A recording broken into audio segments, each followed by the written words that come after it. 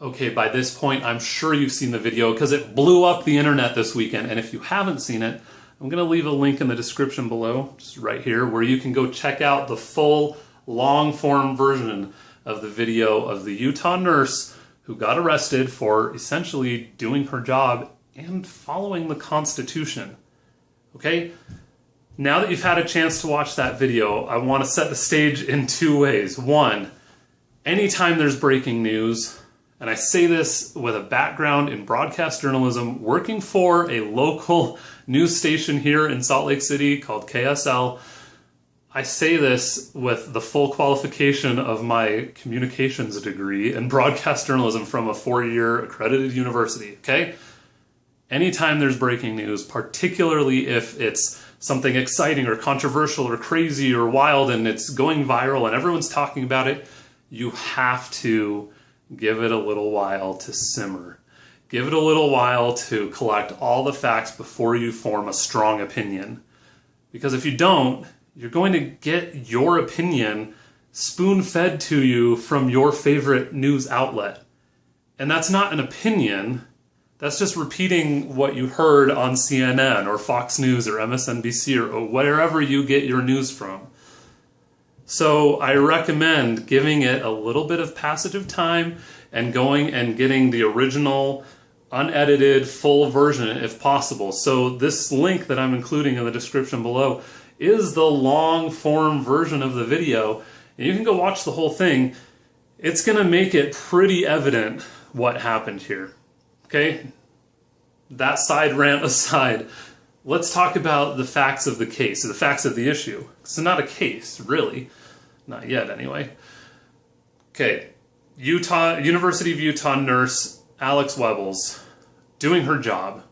Into the emergency room comes a victim of a high-speed car accident. He has burn injuries and he's unconscious. That's what she knows as she's going about her job. And following this victim into the emergency room come a cadre of other police officers who have come to check on the victim and see what's going on, because this victim was involved in a high-speed crash at the end of a high-speed chase. Driver of car A, running from the police, crashed into driver of car B. Driver of car A passed away. Driver of car B, burn injuries, unconscious, taken to the emergency room. That sets the stage. Into the emergency room and into the care of Alex Wubbels comes this burn victim, accident victim, and they're unconscious. All is proceeding just fine until the attending police officer asks her for a blood sample and says, "Hey, I need a blood sample. Can I get a blood sample?" She calmly states, "Oh, I'm sorry, I can't give you a blood sample." Back and forth, things start to escalate. She's holding her ground. She gets her supervisor on the phone, on speakerphone, so that they can back her up.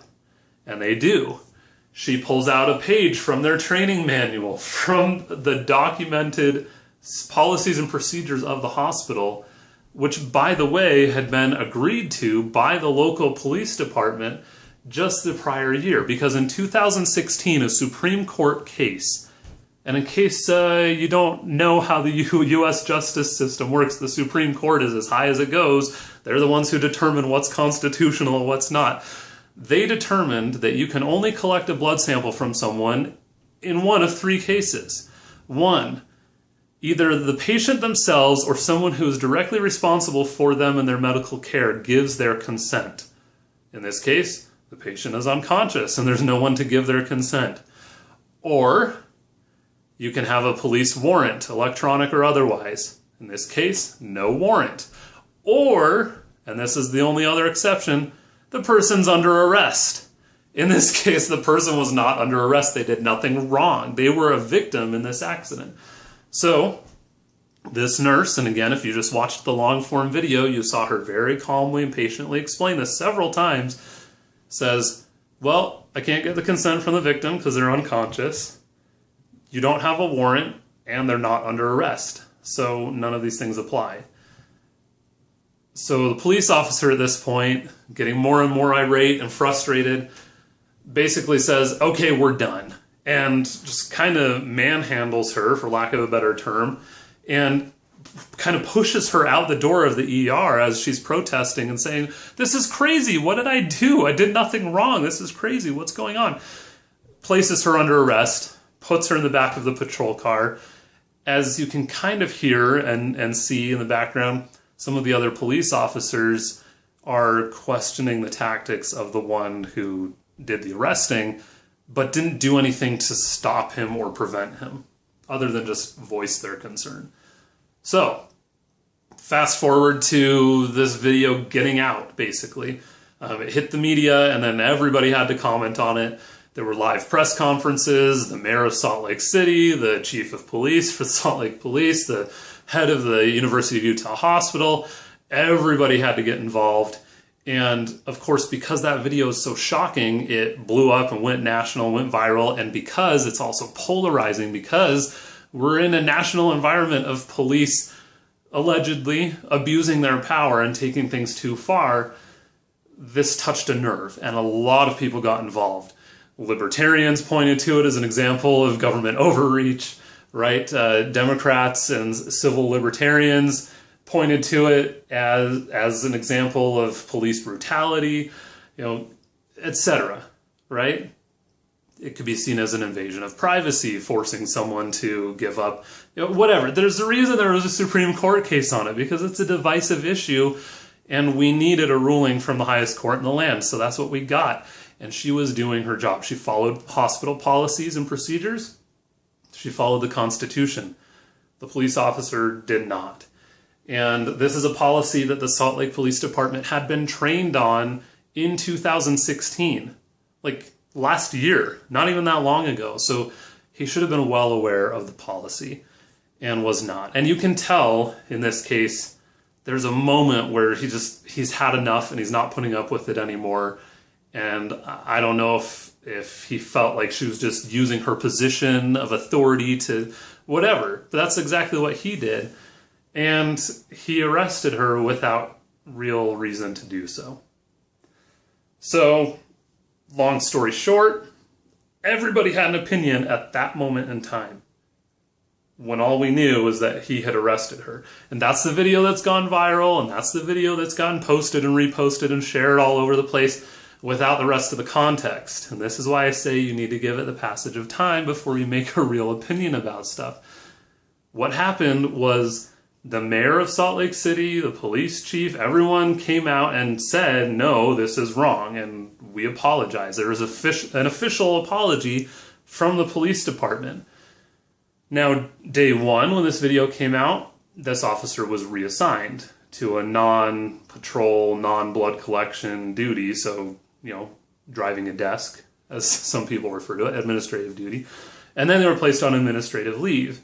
So now they're not even doing any work for the police department as they wait out what is now an internal investigation, and actually an investigation by the district attorney's office, opening basically an abuse of power, police overreach kind of case against this officer. And a second officer now, one of the others who was there and could have, should have, would have done something, is also on administrative leave. So before you form an opinion about, oh, well, they should do this or that, they have. They've done everything right. The only people in this entire scenario that did something wrong were the police officers that were there at the time that it happened. And that's being addressed. So, what's my opinion? I have three opinions the way I see it. A, Alex Wubbels did everything right. She conducted herself as a professional. She's the real victim here. And everyone who is in any kind of actual position of power and authority over her and over her organization is agreeing with me. And everyone's in line with that.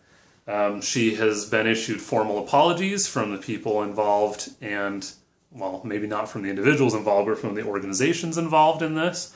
And she has been on national media basically saying, hey, I don't want to make this a me versus them or whatever, but the police are going to need to do a lot to regain my trust and the public's trust. And I think that's fair, because trust is the easiest to lose and the hardest to gain. One incident like this, one bad apple in a police department, taint the overall picture. And I think what we're seeing is the manifestation of everyone having a cell phone camera and filming stuff like this because, well, in this case it was body cams too, right? But body cams, cell phones, etc. In a world of more transparency, you're just seeing more of these things come out and seeing more consequences for things like this because people have been alleging police abuse and police overreach for years, but we didn't really have the evidence for it. Now we do. And I don't want to paint this as the entire Salt Lake City Police Department is doing a bad job, because they're not. The vast majority of them are great, wonderful people who are putting their lives on the line every day to protect you and me, and particularly for people who live and work and play in Salt Lake City. So they're to be commended.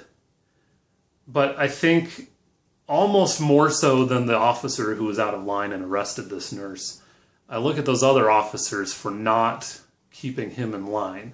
And they shouldn't have to. They shouldn't have to, but they should have stepped in and called them on it. Just call them out and say that something is wrong when something is wrong. Okay? So opinion A, she was right, the police were wrong. Everyone agrees with that. Opinion B, you need to let time pass a little bit and collect all the facts before you form a strong opinion one way or the other, because your personal media source will spoon feed you what they want you to know. And sometimes your media sources don't even present themselves as unbiased, balanced news sources. They're just infotainment, and you're still buying that and just taking that and making it your own opinion. So, I don't know, I think I had a third opinion in there. Anyway, this video has already gone too long. What I'm basically trying to say is there are always two sides to every story, and there are even in this case. But in this case, it's very clear that the nurse was in the right and the police officer was in the wrong. But there's more to the story than you've probably heard.